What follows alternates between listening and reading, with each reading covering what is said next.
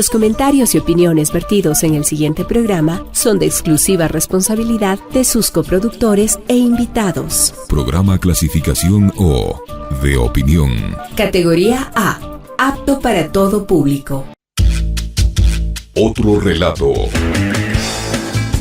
El momento para pensar en voz alta. Refleja y coloca en la mesa los distintos puntos de vista de los actores y protagonistas de la noticia.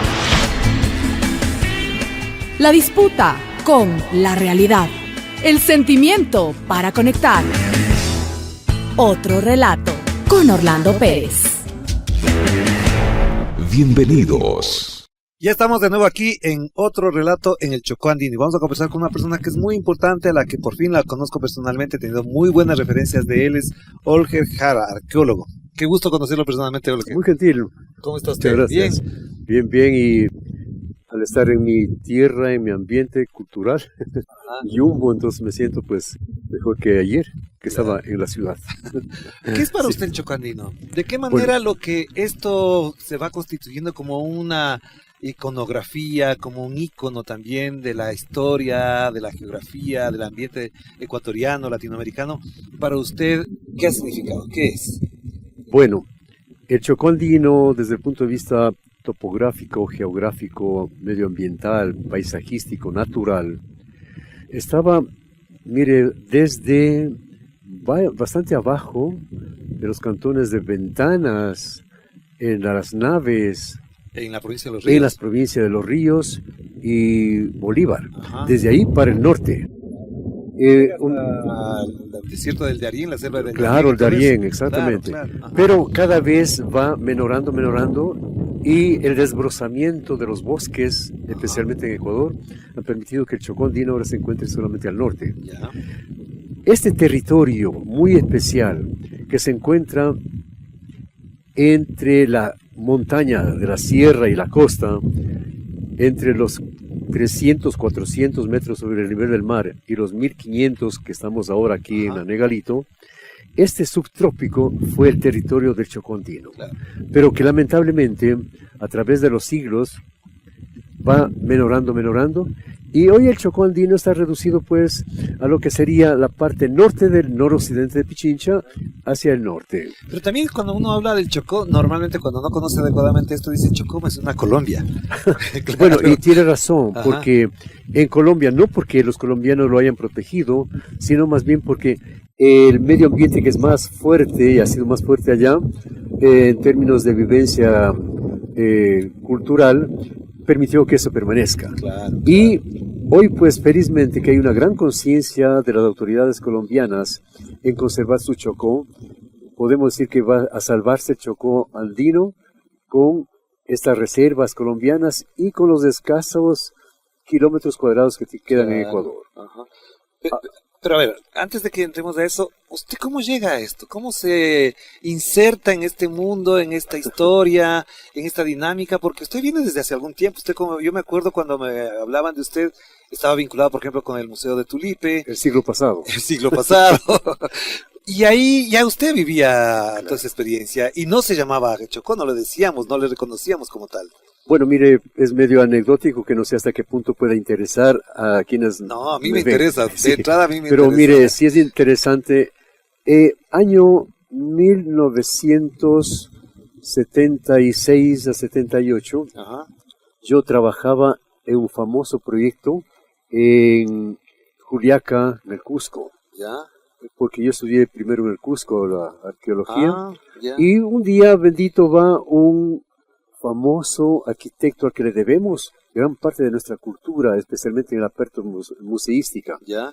Recordará de Hernán Crespo Toral. Claro, Hernán Crespo Toral, le cuenta además una cosa anecdótica, fue mi jurado en mi defensa de tesis en La Habana. Mire, entonces tenemos... Cuando él era representante de la UNESCO en La Habana. Eco, fantástico. Claro, una persona muy culta. Sí. Sumamente culta. Entonces él va a un ciclo de conferencias en el Cusco. Ya. Y pues dije, viene un ecuatoriano, voy a asistir a... Claro. Y después de la conferencia de él, muy efusiva, muy dinámica, muy didáctica, porque su filiación cuencana le permitía eso, ¿no? Claro, sí. Entonces me acerco y digo, mira, también yo soy ecuatoriano. Tú eres ecuatoriano, ¿y qué haces acá? Digo, estoy al frente de este proyecto de Juliaca. Pero, ¿y por qué no estás en Ecuador? ¿Por qué no vienes de Ecuador? También ahí tenemos maravillas. Claro. Digo, mire, si usted me paga lo mismo que la UNESCO me paga acá, me voy con todo gusto. No era tanto por la parte económica, lindo regresar a mi país. Entonces él me trae y comienzo con el Pucará de Rumicucho. Que era un proyecto del Banco Central. El proyecto del Museo del Banco Central. Claro. El Museo del Banco Central, una bendita institución. Sí, que se ha venido a menos, caramba. que ya sabemos. Hoy, bueno, digamos que no. Ya no hace nada de eso. Ajá. Pero, no, pues, Ingapirca, Tulipe, Rumipamba, La Florida, Rumicucho, etcétera.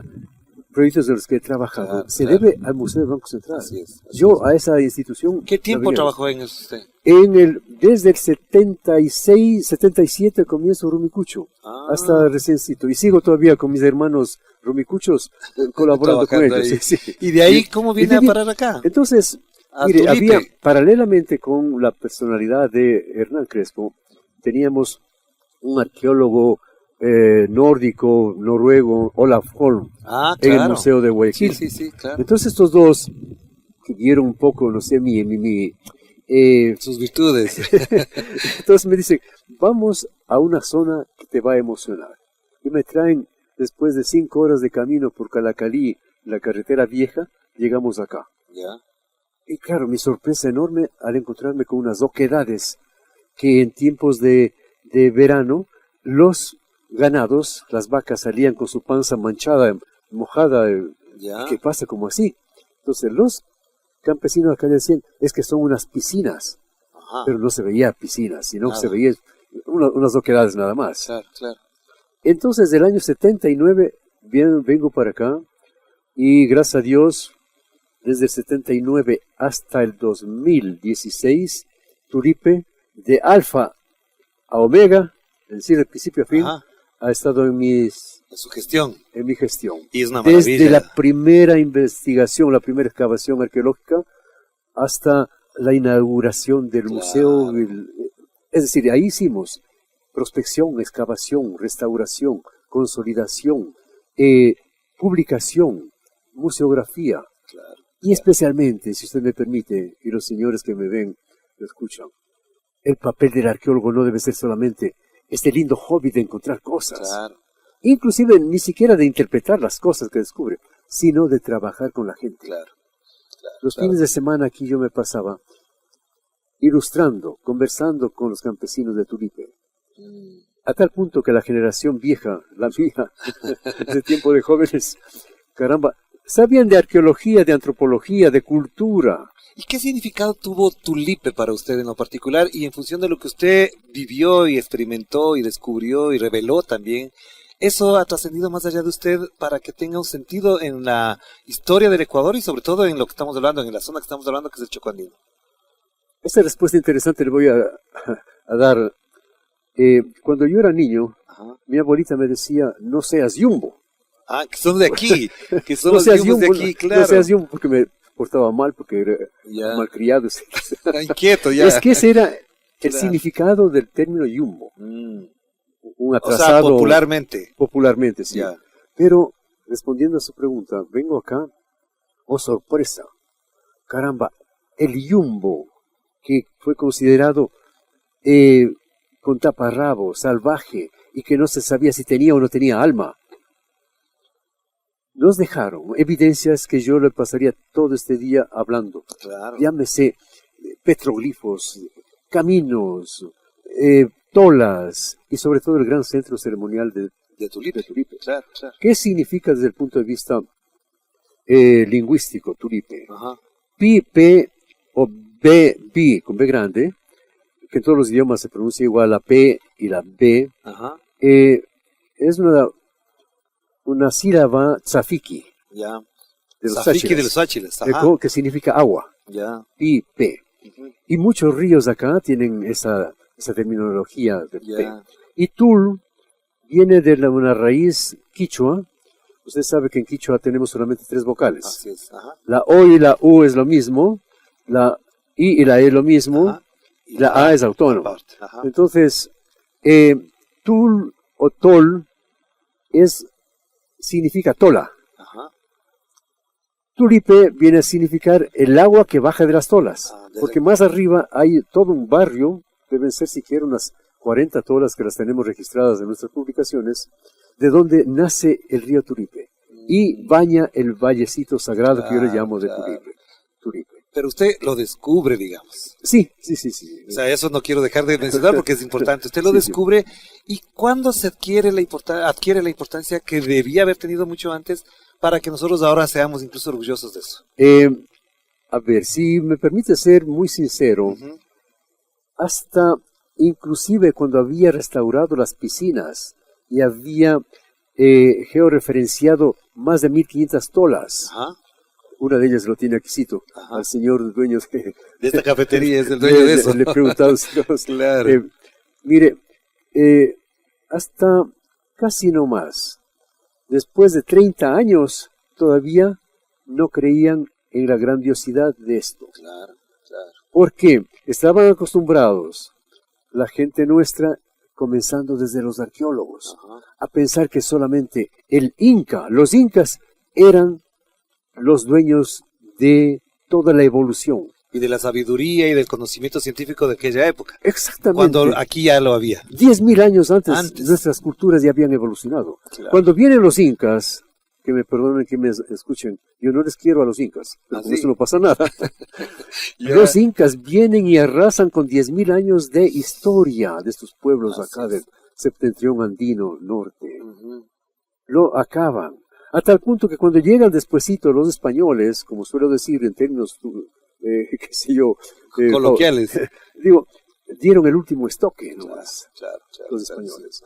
Porque cuando llegan los españoles, el sacerdote cristiano, católico, que nos trajo la grandiosidad de la religión cristiana, y hasta el último español que nos trajo de alguna manera su cultura evolucionada acá, tuvo que aquí encontrarse no con el Yumbo, no con el Caranqui, no con el de Jamacoaque, tuvo que encontrarse como locutor al Inca. Claro, porque ya lo había dominado. Claro, los y en algunos casos lo había arrasado, claro. Exactamente. Claro. Entonces, incas españoles son los que hablan y deciden sobre estos territorios. Pero una pregunta sobre eso, Olger, que sí creo que es muy importante, además, hablando en el sentido que usted lo está planteando, ¿cómo se ubican aquí? ¿Por qué se instalan aquí los yumbos? ¿Por qué se puede desarrollar esa cultura, esa comunidad, como la queramos llamar, en esa época aquí? ¿Qué había aquí para que sea factible habitarlo, convivirlo y desarrollarse?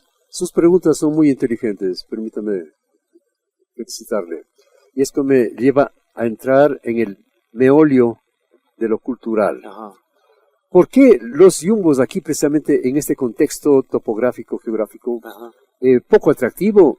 Aparentemente. Hace 500, 600 años, 700, 800 años. Sí, porque lo que veríamos desde lo occidental, desde lo urbano, esto no sería factible. No. Claro. Es que este pueblo yumbo es originario desde la costa que comienza a subir.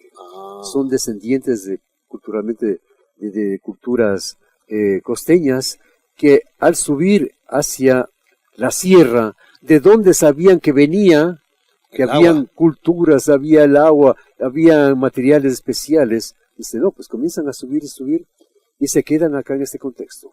Convirtiéndose en ¿qué? En lo que yo le llamaría los artífices de la identidad de este país, de Ecuador. ¿Por qué? Porque ellos se ubican en este contexto subtropical y vinculan la sierra con la costa. Claro, hacen ese puente. Y ellos son los que llevan el material cultural de la sierra, como es la obsidiana, hacia la costa y los espóndilos de la costa a la sierra. Claro. La obsidiana de origen volcánico. De arriba, de la cordillera oriental, el Buyumica, etcétera. Y traen la concha espondilus, que era considerada el material más extraordinario. Como una moneda sagrada prácticamente. Era una moneda sagrada en algún momento. Pero Olger, la pregunta que le hacía es porque estamos en el Chocó. Este territorio se prestaba para una vida armónica con la naturaleza por un lado, era el puente, pero ¿por qué incluso cuando uno visita Turipe se ven esas características de generar una cultura y además una estructura social? Claro, entonces ellos, al ver esa oportunidad de comercio, Ya. de una vida fantástica, se apoderan de este contexto ecológico, Ya. Ya. donde usted se le cae una pepa de tomate, después tiene toda una maravilla. Claro. O sea, una productividad extraordinaria, más que la sierra y más que en la costa. Ya. No encontrará los extremos, que sea arroz, y siempre aquí nos da, pero mire el café que se creía solo de la costa, etc. Los yumbos descubren que acá pueden vivir sin necesidad inclusive de la agricultura, máximo con el comercio. Claro. ¿Y qué hacen? Respetan el medio ambiente y hacen sus casas sobre las colinas. Claro. ¿Por qué? Porque la pluviosidad entonces era alta. Claro. Yo exactamente. exagerando suelo decir de las 24 horas del día a las 25 llovía. Y a eso se debe esta exuberante vegetación. Claro, claro, De allí que encontremos las tolas sobre las colinas. claro. Para poder vivir, porque si no abajo se ahogaban. O tenían la humedad, Claro. Ajá. se les inundaba. Pero estas tolas, que me permite ahora incursionar ya en la parte de arquitectura Ajá. de los yumbos, sobre estas tolas, que eran unas pirámides truncadas, Ajá. encima construían sus ranchos. Entonces tenían 2 pisos, abajo el vacío del rancho, 4 postes, y encima el hábitat. Ya. Esto hemos encontrado acá en este contexto ecológico. Desde arriba, mire lo que es, en el Valle del Cauca, Ajá. en Colombia, tenemos inclusive un municipio que se llama Yumbo. Así es. Ajá. Y desde allí están los yumbos que bajan, Claro, repito, claro. hasta las últimas evidencias que encuentro en San Luis de Pambí, en la provincia de Bolívar. Yumbo. Ajá. Y las tolas yumbo. Y caminos coluncos que aquí se llaman yumbos. Tolas, igualmente. Es decir, este grupo humano, esta cultura que fue vilipendiada, maltratada, etcétera, por el Incario, igual que las culturas serranas, Sí. igual que la costa, aunque en la costa menos porque los incas les interesaba la altura, no Ajá, tanto la ajá. llanura. Entonces, estos deciden quedarse acá Ya. y dejan unos vestigios extraordinarios que, si no los protegemos, correremos el riesgo de perderlos. Ya. Pero Jorge, yo le quiero hacer una pregunta porque en función de esto, como soy medio curioso y hasta chismoso a ratos, ¿por qué no se ha podido investigar más sabiendo que aquí hay una cantidad de vestigios arqueológicos y la posibilidad de que otros pueblos se hayan instalado y que con el tiempo fueron tapándose, etcétera, ocultándose o perdiéndose, como ha pasado en otras culturas, en otras regiones, y no hemos podido trabajar más en esa zona, en esa búsqueda? Bueno, varias razones, pero voy a comenzar un poco lo que llamamos en arqueología la estratigrafía, Ya. que no es sino, si hoy excavamos aquí, vamos a encontrar el plástico, cosas Claro, actuales. ajá. Si excavo debajo de eso, de esta capa vegetal actual, voy a encontrar una capa volcánica Ya. del Pichincha de Claro. 1660. Claro. De la erupción del De la Pichincha. erupción del Pichincha, y Así como es. su cráter da directamente para acá, Ajá. Tulipe, eso cubrió todo lo que existía acá y desaparecen los yumbos, Ya. desaparece Tulipe. Ajá. Termina aquí un periodo cultural. Ujú. Pero debajo de esa capa volcánica me encuentro con la capa humífera de los yumbos, Claro. en donde está la cerámica, están las tolas, los caminos, etc. Pero debajo de esta capa cultural yumbo, encuentro unos 2, 3, 5 metros de estratos volcánicos, del Pululagua, del Pichincha, etc.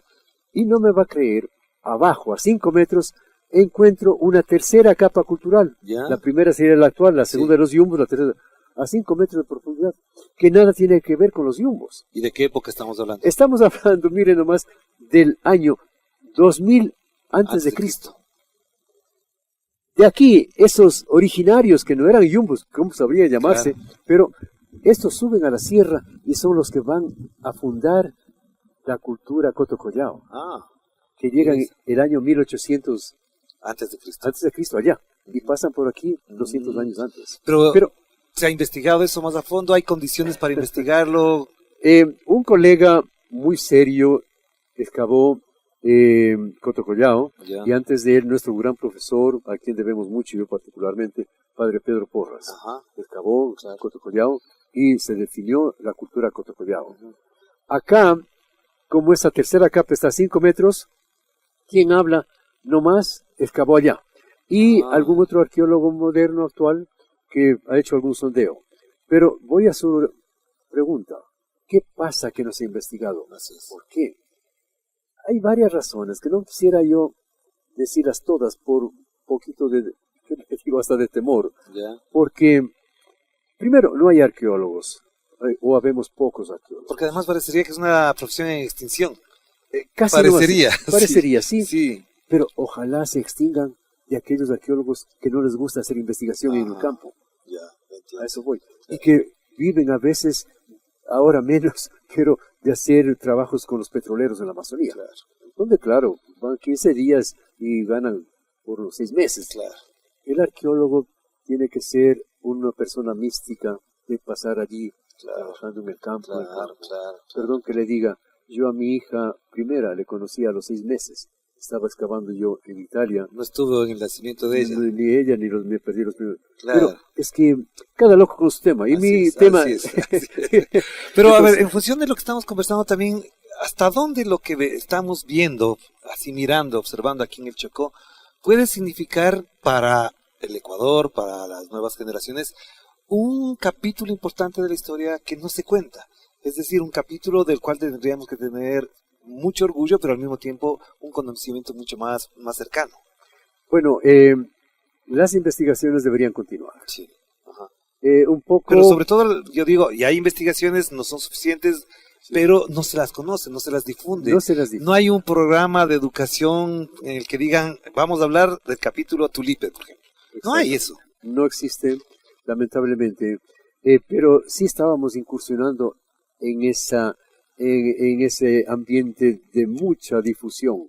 Le hablo de 2 periodos que el señor alcalde se repitió en Quito, al que yo le debo mucho. Así como he agradecido al Museo del Banco Central, al Fonsal, igualmente otra bendita institución. Que eso fue con Paco Moncayo. Con Paco Moncayo. Claro, así es. Lo que le pedía me daba.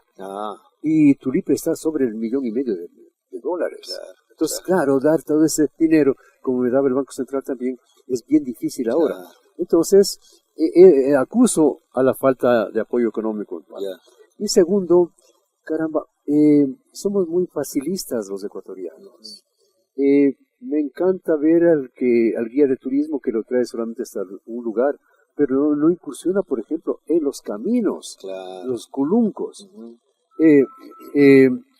Cuando me dijeron que también participaban en este conversatorio, en estas discusiones, muchachos del Chocó andino, me alegré mucho, porque veo que ahí sí se sentó una semilla. Exacto, están avanzando. Sí. Algunos inclusive siempre me consultan. Pero más allá de eso, yo creo que a todo el país le falta difusión. Claro. Porque le decía esto en función también de que después de la consulta aprobada para que no exista minería, etcétera, el extractivismo desaparezca, parecería como que se agotaron las peleas, se agotaron las luchas sociales. ¿Cuál debería ser la lucha en función de su experiencia, de su conocimiento? La lucha que después de esta consulta se debe desarrollar y seguir implementando.